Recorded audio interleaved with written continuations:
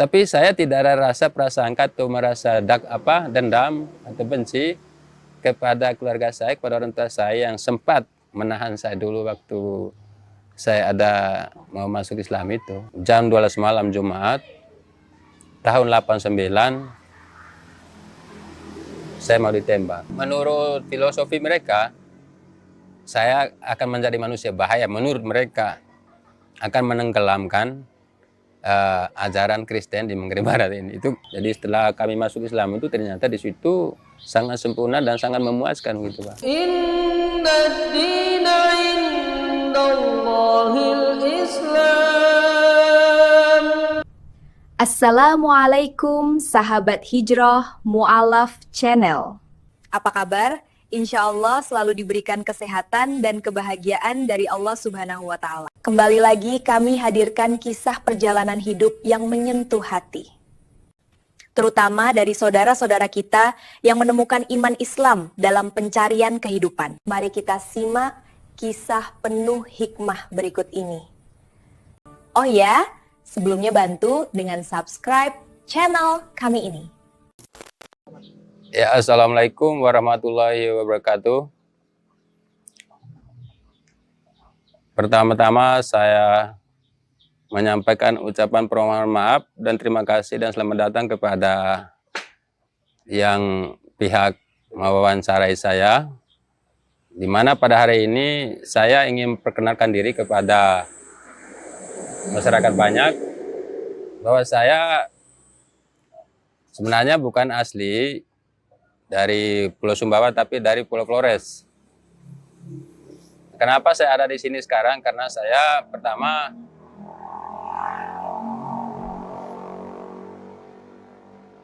saya seorang perantauan dan mendapatkan istri sebagai pendamping hidup di Pulau Sumbawa, tepatnya di Desa Doropeti, Kecamatan Pekat, Kabupaten Dumpu. Nama saya dari non-muslim awalnya, non-muslim. Nama saya Lulu Agustinus Safrudin. Nah, setelah saya menganut agama Islam, nama saya berubah menjadi Ahmad Safrudin.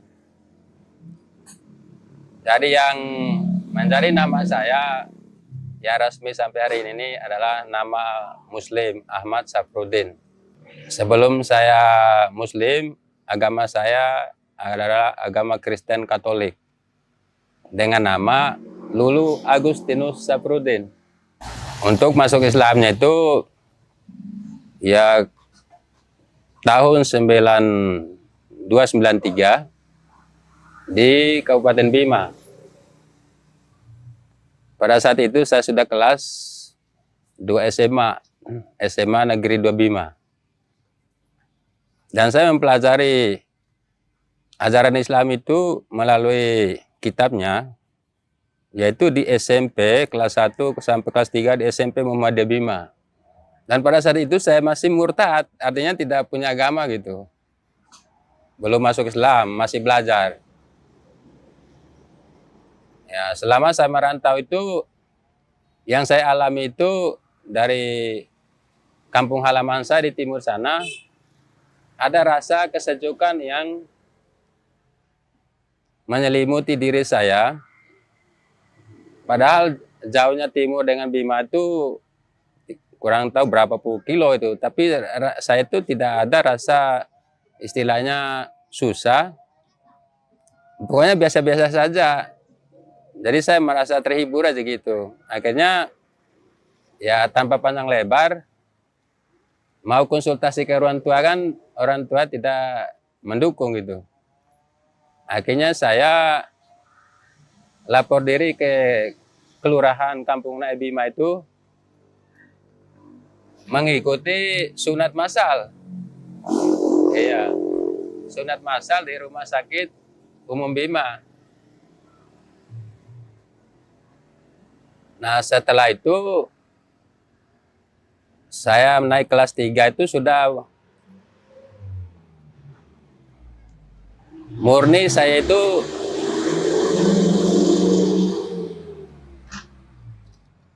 Kelas 3 SMA itu sudah murni saya sudah Islam itu.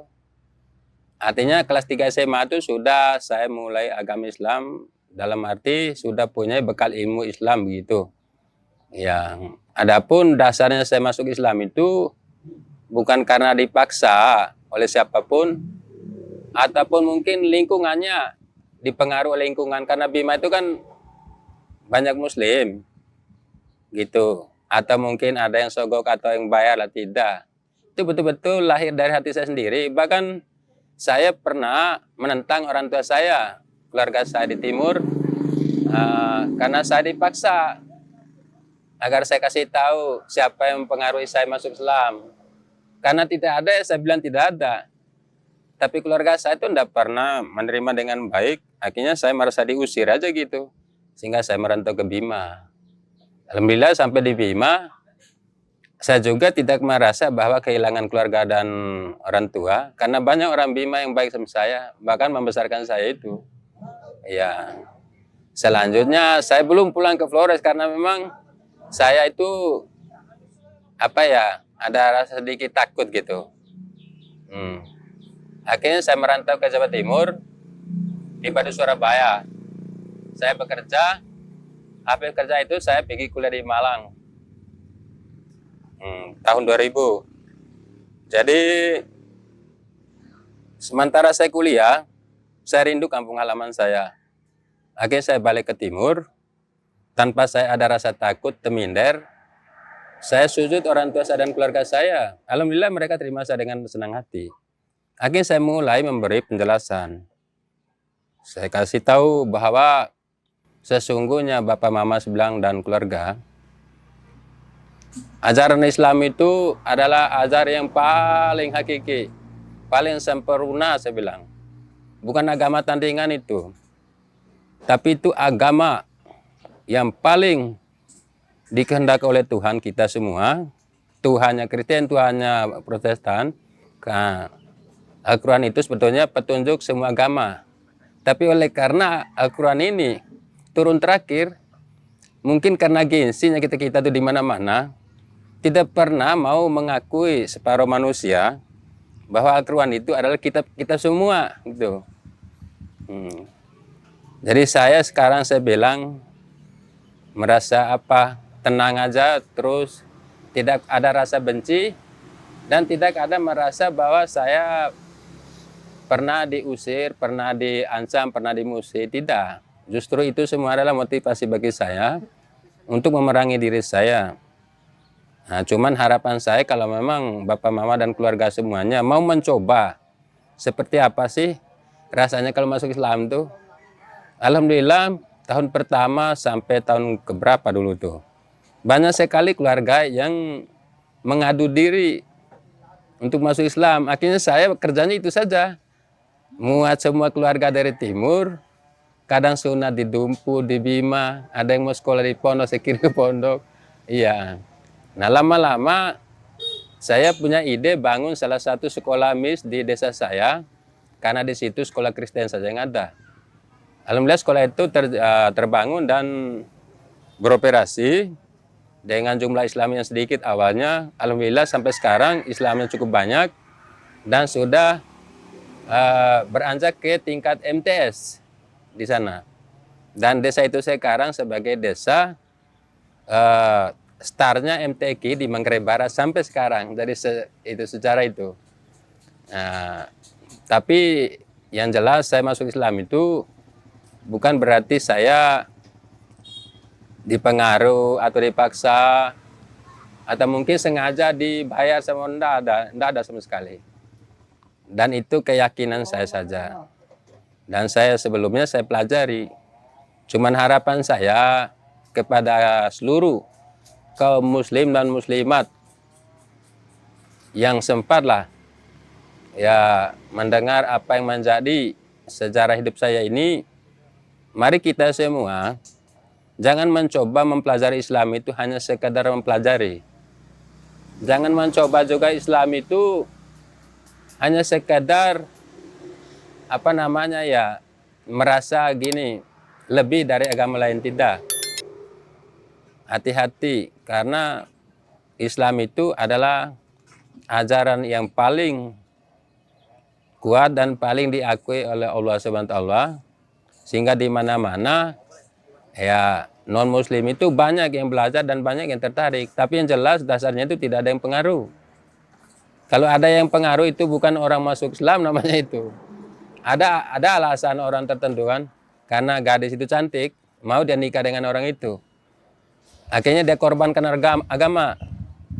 Nah, kalau kami tidak seperti itu. Kami tidak ada yang kami korbankan. Dan kami juga tidak ada yang kami hina atau benci.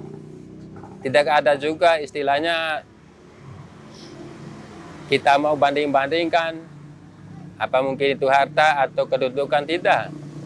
Kami betul-betul dengan nawa itu, dengan niat itu sendiri, kami jalankan.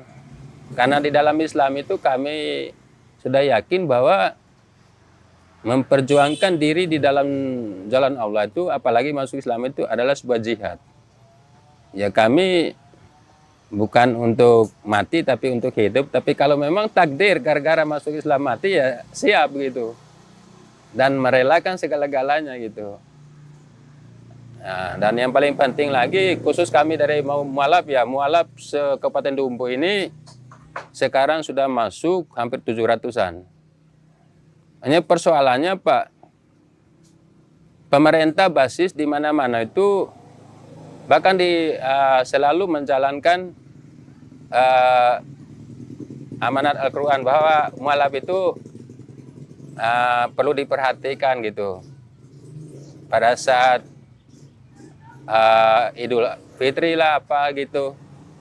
Tapi mualafnya kami di Kecamatan Pekat ini terus terang saja dan tidak pernah diperhatikan. Dari harapan kami itu bagaimana supaya mualaf se-Indonesia itu menjadi bagian dari kekuatan Islam itu, untuk bagaimana Islam ini kita jalani kepada semua orang.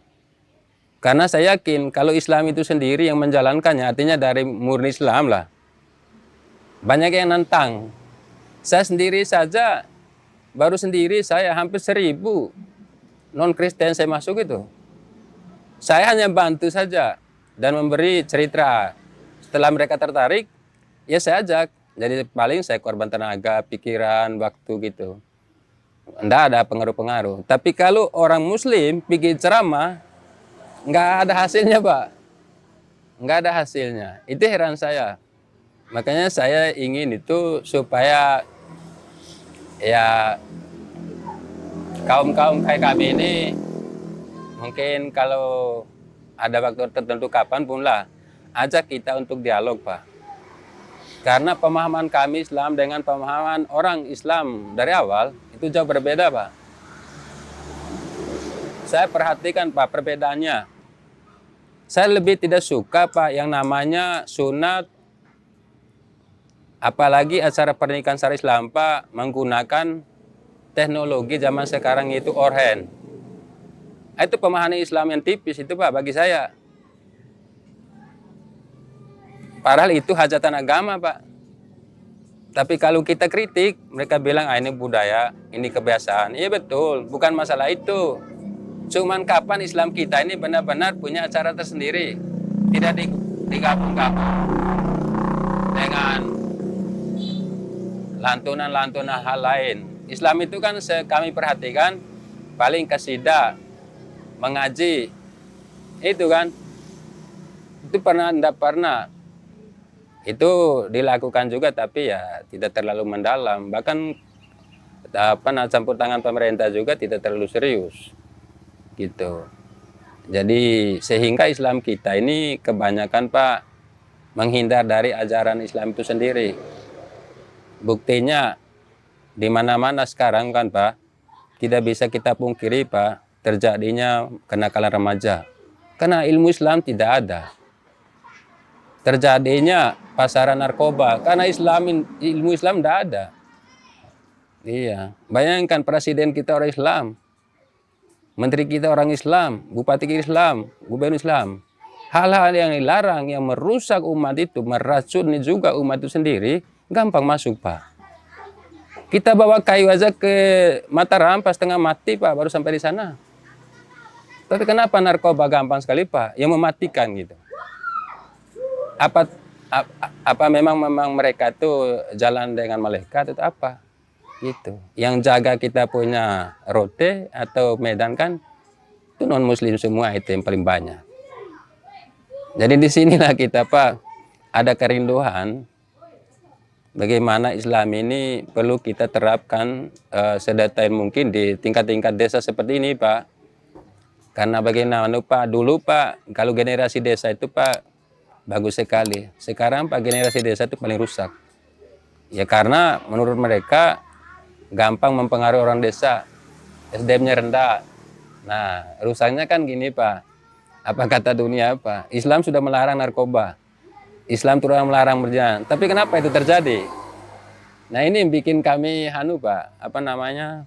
Teriris juga. Bagaimanapun kita Pak, jangan pernah bosan atau putus asa. Mari kita semua mawas diri dan kembangkan syariat Islam ini kemana-mana Pak. Karena memang Al-Quran itu sudah menganjurkan bahwa Al-Quran itu perlu disiarkan. Mengajak secara keseluruhan umat dunia itu atau manusia pada umumnya masuk ke dalam Islam. Iya, bukan dengan cara paksa tapi dengan cara memberikan pemahaman. Iya, saya sudah melaksanakan itu Pak. Daerah fanatik Manggarai Barat itu Pak. Sampai bukan apa-apa, tidak ada umatnya Pak. Gereja sudah kosong. Iya, desa-desa saya itu sudah tidak ada pemimpin Kristen tuh. Iya, tuh. Karena kita itu tadi, kita terlalu resmi, ketemu waktu mandi, beda agama, kalau mereka tanya tentang Islam, kita bicarain. Tapi kita jangan standnya, istilahnya bersaing, jangan. Kita cerita bagaimana rasanya Islam itu. Seperti rasa saya, Islam itu saya ceritakan dari kata Islam saja itu saya bilang punya arti tersendiri. Islam itu sebuah kata saya bilang, tapi gabungan dari 5 huruf. Di dalam Islam memang ada 5 rukun Islam, yaitu kita jalankan itu siang dan malam, yaitu sholat 5 waktu. Nah itu sebutnya saya bilang Islam. Islam itu kami rakitan dari 5 huruf, yaitu Islam, artinya selamat saya bilang. Selamat dari berbagai nara bahaya, janji Allah saya bilang. Terus S itu saya bilang adalah kan Islam. Islam itu Isya, subuh, lohor, asar, maghrib. Nah kalau ditulis ya Islam, begitu. Masing-masing itu saja kami bilang punya arti dan punya waktu. Jadi tidak sembarangan. Jadi dengan modal itu aja saya pribadi Pak, tenang saya itu Pak. Saya tidak tahu yang seperti apa sih susah itu. Seperti apa sih senang itu, enggak. Terus seperti apa sih sepi sendiri itu, enggak. Padahal saya di sini terus terang aja, ukuran timur lah. Kami di sini 4 orang. Tapi kami merasa Pak, bukan 4 orang lagi, tapi mungkin 40 ribuan orang yang mendampingi kami. Hari kami lebih baik di tanah rantauan jadinya ketimbang di tanah kelahiran. Karena itu tadi. Tapi alhamdulillah sekarang sudah maju Pak, Islam di Manggarai Barat. Bahkan sampai berusaha saya dulu waktu kuliah, saya kirimkan tenaga jamaah tabligh ini dari Madura 500 orang, 300 orangnya ke Ambon, 200 orang di Manggarai Barat. Hanya untuk itu saja tadi, memberi pemahaman, alhamdulillah sudah bagus Pak. Tapi yang jelas saya tidak pernah mengakhiri Pak, bagaimana Islam ini supaya kita betul-betul nikmati Pak. Iya, dan barangkali bisa juga dukungan dari semua pihak. Jadi Islam itu mungkin kebanyakan menyangkut fisiknya Pak, kurang terlalu memadai. Iya, maksudnya sama menyangkut fisik. Itu yang paling Pak. Mudah-mudahan mungkin ke depan ya masalah fisik ataupun kelengkapan fisik kayak buku panduan atau pedoman ya perlu diadakan di tingkat desa nih Pak, seperti perpustakaan Islam lagi itu perlu itu. Belum saya tahu Pak di mana perpustakaan Islam di Indonesia itu belum saya temu itu. Yang ada tuh perpustakaan, kurikulum Merdeka yang sekarang kata guru-guru. Nggak ada perpustakaan Islam. Ya, kalau Kristen sudah Pak, perpustakaan Kristen. Makanya mereka tuh tidak susah Pak mempelajari ilmu itu. Sebenarnya tidak susah sih Pak, hanya persoalannya itu tadi. Kebanyakan orang anggap Islam ini anggap remeh. Sebetulnya tidak gampang Pak, mudah sekali Islam ini. Itu bagi saya. Saya gitu kan sama teman, paling mudah sama Islam itu. Saya aja masuk Islam dulu, saya bilang, saya tidak sadar banyak sekali yang ingin membesarkan saya di Bima. Banyak sekali yang menginginkan saya di Bima itu suruh kuliah lah, suruh polisi lah, suruh tentara. Cuma saya nggak berkehendak itu, saya maunya sarjana aja. Jadi saya terus terang aja Pak, saya tinggalkan orang tua itu setelah tamat SD di Manggarai Barat itu tahun 89. Mulai itu saya itu mandiri. SMP hidup sendiri, SMA hidup sendiri, tapi sama orang Bima, perguruan tinggi sampai saya nikah, sampai detik ini juga. Tapi saya tidak ada rasa prasangka atau merasa dendam atau benci kepada keluarga saya, kepada orang tua saya yang sempat menahan saya dulu waktu saya ada mau masuk Islam itu. Itu kejadian itu Pak masih saya catat. Itu kejadian saya mau ditembak sudah itu. Jam 12 malam Jumat tahun 89 saya mau ditembak. Saya dihukum kayak Yesus itu. Semua darah saya ini sudah darah semua. Maka memang saya dimati karena perhitungan mereka kalau saya besar, menurut filosofi mereka, saya akan menjadi manusia bahaya. Menurut mereka akan menenggelamkan ajaran Kristen di Manggarai Barat ini. Itu menurut mereka. Tapi saya enggak ada pikir gitu. Saya itu bodoh-bodoh banget aja gitu. Awalnya suatu Jumat di depan orang tua saya ini. Di timur kan masih tikar, sejadah dulu. Saya lihat orang Islam itu pergi mandi, saya ikut mandi. Di tempat mandi itu saya tanya, Pak, mau mandi kemana ini? Kita mau ke tempat ibadah katanya. Memang gak apa-apa Pak, Islam itu rumah kita kecil itu katanya, tempat ibadah kecil betul, hanya 5x5. Boleh saya ikut? Oh jangan, nanti marah bapak kamu tuh pimpin Kristen, bapak kamu tuh. Iya. Akhirnya saya bilang, tidak apa-apa Pak. Tapi begini, kalau kamu pergi nanti jangan dibilang kami ngajak, kamu di luar aja. Pergi betul. Semua satu kampung teriakin saya itu. Saya bawa tikar pakai topi kayak begini tuh. Pakai baju pergi pakai tempe, pakai kain itu. Terus berdiri di luar masjid. Semua orang teriak, pulang itu. Saya dihajar habis-habisan itu. Pada kecil saya baru tamat SD itu. Tapi saya atas izin Allah dengan niat saya mungkin ya. Enggak ada saya rasa sakit, sama cuma darah itu yang saya rasa tuh ada keluarnya gitu. Saya lihat memang darah saya itu. Tapi enggak ada rasa sakitnya gitu. Ada yang tarik ke sini pipi saya, ada yang tarik ke sana, ada yang pelungku. Itu yang sampai memar, sampai berdarah. Alhamdulillah sampai jam 12 malam itu saya disiksa itu hadirlah seseorang yang saya tidak kenal. Dia ambil parang, dia potong tali ikatan saya itu, terus diancam lah orang-orang yang dan keluarga saya yang ikat saya itu, dan mereka pun lari berhamburan tak tahu kemana-mana malam. Akhirnya saya diselamatkan di sebuah rumah dusun. Di situ saya nangis sudah. Ternyata saya ini dihukum tadi saya bilang. Iya, pas pagi hari mereka ditangkap oleh aparat desa. Tapi alasannya apa? Kami membina adik kami karena tidak mau sekolah. Itu alasannya. Ya saya waktu itu kan masih kecil kan, tidak tahu apa-apa kan. Saya diancam, kamu harus sekolah. Kalau tidak sekolah zaman sekarang nanti kamu jadi pelembah. Jadi orang pikul barang orang lah. Harus sekolah, itu alasan kamu begini. Bukan begitu Pak. Mereka benci saya masuk masjid itu. Enggak usah ngomong itu katanya. Enggak. Akhirnya mereka buat pernyataan, menyatakan tidak seperti itu. Tapi yang saya rasakan seperti itu kan bertolak belakang lah. Akhirnya saya sekolah ikutin mereka. Anda sampai 6 bulan. Itu mulai lagi tuh pemaksaan itu. Nah karena saya tidak tahan, saya lari nih Pak. Tanpa pamit sama orang tua, sama keluarga ke Bima. ikut kapal laut itu. Hanya saya bawa itu celana satu, baju satu dengan ayam yang besar kayak kokok itu tadi itu. Saya jual di salah satu pasar di sana untuk beli jalan di jalan. Terus sampai di Sape itu ada bis itu, bis sering langganan Sape Bima itu, MUI yang bawahnya itu, Jawa Baru itu.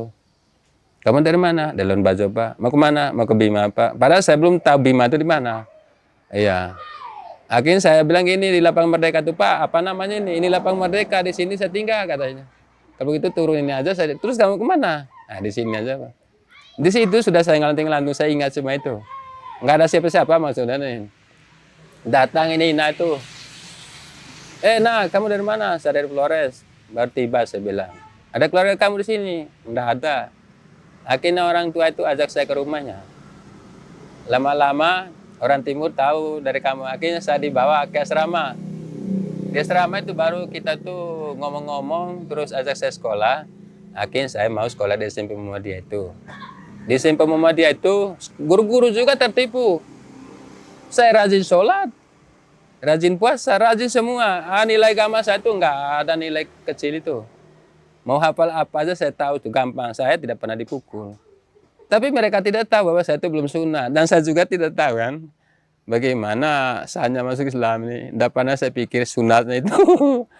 Lama-lama masuk SMA Negeri Dobima itu. Teman kelas itu cewek dia. Sekarang dia direktur Rumah Sakit Umum Bima itu. Ibu Nur Raini namanya. Dia tanya, kakak ya kamu itu kan orang Flores. Iya, kenapa? Kamu Islam? Iya Islam saya. Kamu sudah sunat? Apa itu sunat? Saya bilang. Deh, masa enggak tahu? Saya enggak tahu, saya bilang. Ya memang kamu belum sunat. Iya saya tidak tahu. Apa sih sunat itu masalahnya? Akhirnya saya tanya teman saya ini. Sini nih teman. Apa bahasa sunat dia cewek itu? Tapi yang sebesar. Kamu tuh katanya pergi sunat harus potong dulu ujung kemaluan kamu tuh katanya. Aduh, bagaimana prosesnya itu? Oh nanti, makanya dulu tuh saya ikut itu sunat masal itu. Saya sengaja lapor diri sudah ke lurah. Pas SMA 2 itu, sudah kelas 2 ada malu saya itu. Tapi teman-teman tidak ada yang tahu. Nah, begitu saya dengar sunat di timur sana, panas lagi. Akhirnya sempat saya ke Flores itu 6 tahun. Saya ke perguruan tinggi di Malang aja. Saya kuliah baru sebalik. Iya. Saya tunjuk aja cerita yang baik lah, nggak ada lagi yang lain gitu. Ya seperti itu Mas. Ya, artinya ceritanya tentang diri saya. Intinya kita masuk Islam itu bukan untuk bergabung supaya memperbesar Islam, enggak. Kita gabung itu ingin menghindar diri kita itu dari ajaran yang tidak memuaskan kami pribadi kami nih gitu. Jadi setelah kami masuk Islam itu ternyata di situ sangat sempurna dan sangat memuaskan gitu Pak. Jadi kami bangga. Banyak orang Bima yang membantu kami sampai sekarang lah.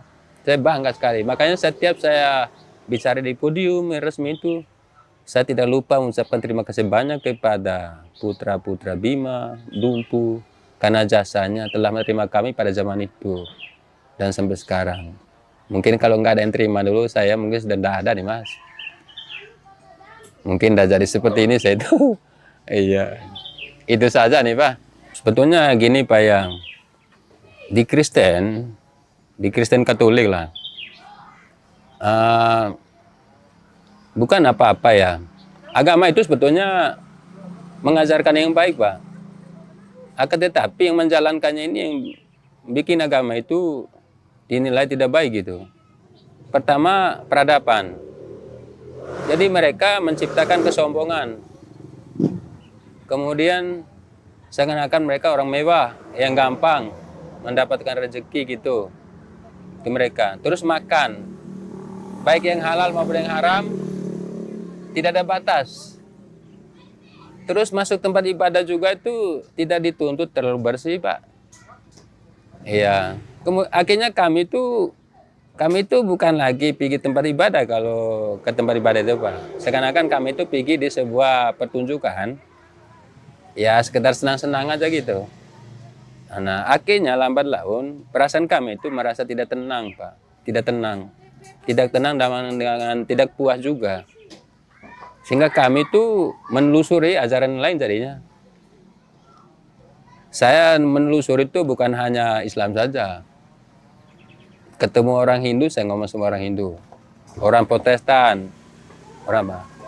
Cuman kejanggalan yang tidak pernah diakui oleh saya juga di Kristen itu, atau Kristen itu sendiri, bahwa mereka tidak 100% mengikuti suri teladan Nabi.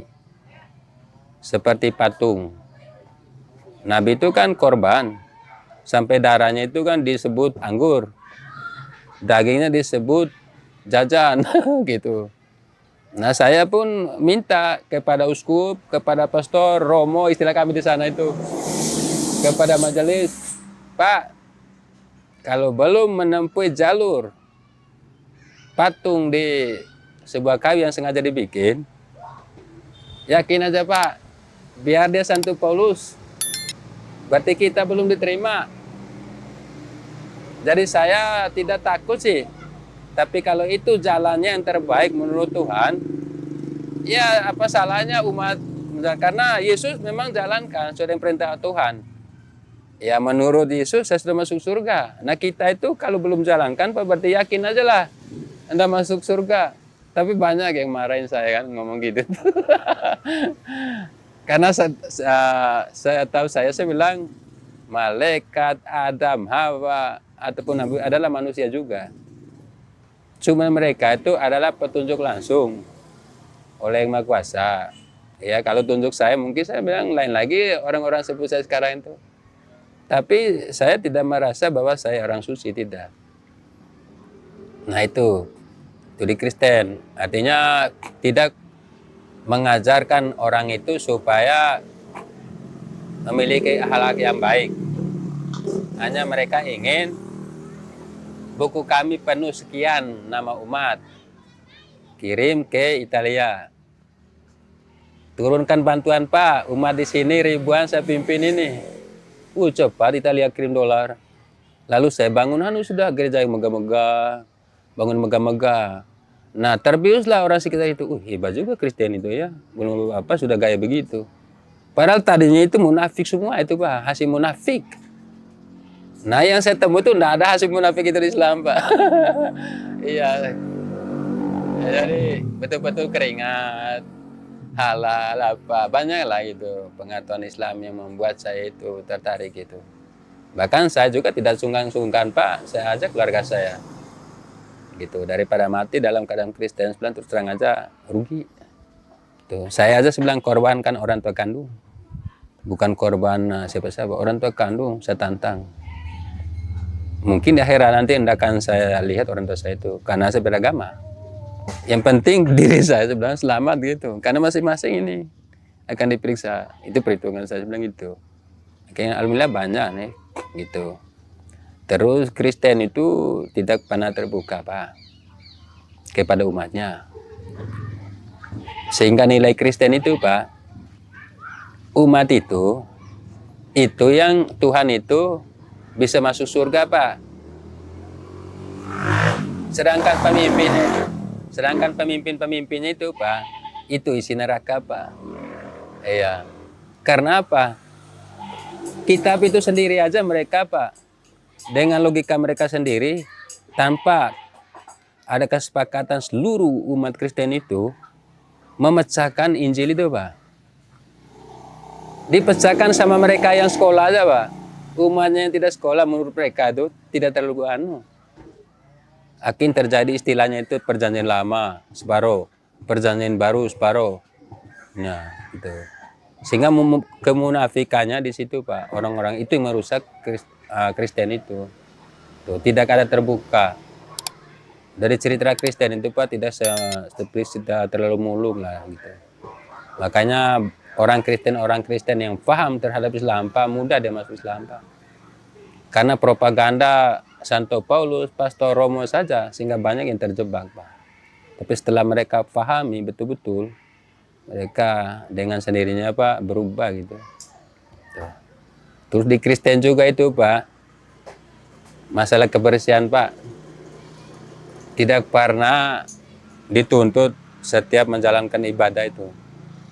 Pak kan bisa lihat Pak di televisi, kalau istilahnya pasca, itu arak-arak, minuman arak itu di mana-mana itu terjadi Pak. Justru pesta miras yang terjadi. Artinya mendidik lingkungan itu bukan lagi orang yang beragama, tapi orang yang sudah kacau balau lah begitu. Jadi banyak hal yang membuat kami, tapi yang jelas Pak, bukan itu yang utama bagi saya nih Pak, dan teman-teman juga begitu. Benar-benar kita tuh keyakinan, dan kami bangga di Islam itu dilarang minuman keras, sehingga secara ekonomi kami tidak punya anggaran untuk minuman keras itu. Kalau di Kristen tuh harus ada semua anggaran itu Pak, karena halal semua. Ya kalau nggak Kristen ya mana orang mau bantu di Kristen itu Pak. Ya gitu. Kalau Islam juga itu saya yakin setelah saya jalanin, ternyata Islam ini dia tidak memandang si A si B itu Kristen, Katolik atau Protestan dah. Kalau ada rezeki dia kasih dengan ikhlas. Kristen tidak Pak, agak sungkan gitu. Irit lah gitu. Tapi kalau sama Kristen Pak, dia korban tuh. Tanpa kita runding dulu apa, dia cepat gitu. Responnya tinggi. Tapi yang jelas Pak, perbedaannya Pak banyak sih Pak. Bagi kami ini.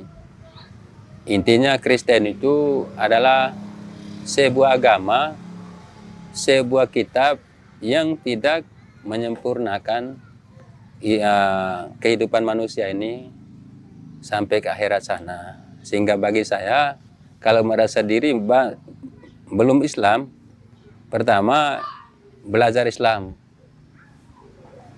Dan Islam itu sendiri tidak pernah memaksa juga. Kalau memang kita merasa baik, ya masuk ke Islam sudah. Dan sangat dijanjikan. Non-Muslim saja masuk Islam itu sudah ada rasa mulia hidupnya itu. Tapi bukan berarti masuk Islam lalu hanya sebatas namanya saja. Jalankan syariat Islamnya. Karena jangan sampai kita itu hanya jadi orang munafik lagi, pura-pura masuk Islam, tapi tingkah lakunya Kristen gitu. Kayak minuman keras, tidak pernah berhenti, perjudian, penjinahan, apa segala yang dilarang Islam. Nah, itu namanya bukan orang masuk Islam itu hanya menyembunyikan diri. Iya gitu. Alhamdulillah kami ini Pak, keturunan saya sekarang Pak orang pondok semua. Sampai di Ruteng sekarang saya anunya itu, lebarnya itu. Iya kalau ke Ruteng masuk di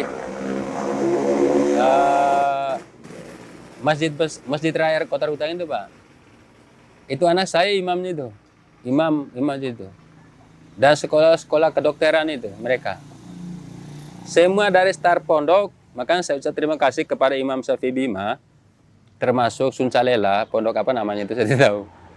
Itu pondok kami yang pertama mengenal Islam sedalamnya. Dan sekarang hasilnya begitu, sudah manjur di bagian timur. Terus kepada SMP Muhammadiyah Bima itu, kami lahir dari situ juga. Jadi ada 2 sekolah itu yang menerima kami di Bima. Muhammadiyah, pondok pesantren itu.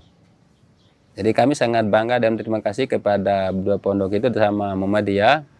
Ya mudah-mudahan orang-orangnya itu diberi rezeki lah, diberi umur panjang. Karena ilmu mereka, berkat bimbingan mereka itu, kami itu sekarang justru jadi pemimpin di bagian timur itu. Dari di Dewan Timur itu Pak sudah lengkap Pak. Itu gerakan-gerakan saya di sana itu. Ada istilahnya pasukan jihad Pak. Ada panglimanya Pak. Ada juga pos komando. Di luar sana yang berkeliaran itu ada Jakma Tabik. Coba gaung sedikit aja Pak, masalah Islam di Manggarai Barat itu naik gitu Pak. Berhentinya Ambon dulu itu, gitu kita tuh. Karena memang kita Pak paham betul Islam itu seperti itu. Tidak menyakiti hati orang, justru menyelamatkan orang. Tapi orang yang tidak paham Pak, itu akibat karena mungkin gaya duniawinya ya, gengsi gitu. Padahal rugi gitu. Tapi alhamdulillah kepada banyak keluarga saya, mereka menerima saya dan minta kesediaan saya untuk membantu mereka untuk masuk ke Islam. Saya urus di Bima, di Dumpu, karena mereka ingin selamat aja katanya. Biar kami miskin katanya berarti selamat gitu. Nah, pas sudah kamu tuh, berarti itu sudah nyawanya saya kamu tuh. Akhirnya gitu Pak. Dan adapun kegiatan di Dam ini sekarang berjalan kan, itu kan tujuannya menyelamatkan masyarakat Dam. Mungkin jadi inspirasi bagi kami di dusun lain, Desa Dorpeti, Kecamatan PK umumnya, bahwa Islam itu perlu seperti itu. Jadi jangan karena dibantu membangun tempat ibadah, kemudian diberi buku petunjuk itu hanya dijadikan hiasan saja. Akan tetapi di situ menjadi inspirasi orang banyak, menjadi contoh orang banyak, bahkan jadi pemimpin orang banyak lah. Pertama, lingkungannya juga. Jangan sama mencoba membiarkan istilahnya beredarnya narkoba atau minuman keras atau apalah yang dilarang oleh Islam itu sendiri, supaya kehadiran sifatnya bantuan seperti ini mendapatkan tanggapan positif orang lain di luar sana itu. Karena kalau kita tidak menjaga juga lingkungannya, kasihanlah bantuan yang masuk ini, ya kan gitu Pak. Ya ya itu aja nih Pak. Sekian saja. Mungkin karena mengingat waktu, dan terima kasih kesempatannya sudah mendatangi kami, terutama pribadi saya sendiri. Jadi saya minta maaf karena keadaan kami tidak memadai, tapi kami banyak berdoa saja semoga usaha-usaha dari yayasan ini berjalan mulus dan baik. Dan sangat berterima kasih, bersyukur kepada Yang Maha Kuasa. Semoga yayasan ini kuat dan sehat ke depannya. Lebih dan kurangnya apa yang menjadi milik kami dan kekurangan kami mohon maaf. Assalamualaikum warahmatullahi wabarakatuh. Terima kasih telah menonton video ini sampai akhir. Bantu dengan subscribe, like, and share video ini. Jika ada tanggapan, silahkan masukkan di kolom komentar. Hijrah Mu'alaf Channel mohon diri. Wassalamualaikum warahmatullahi wabarakatuh.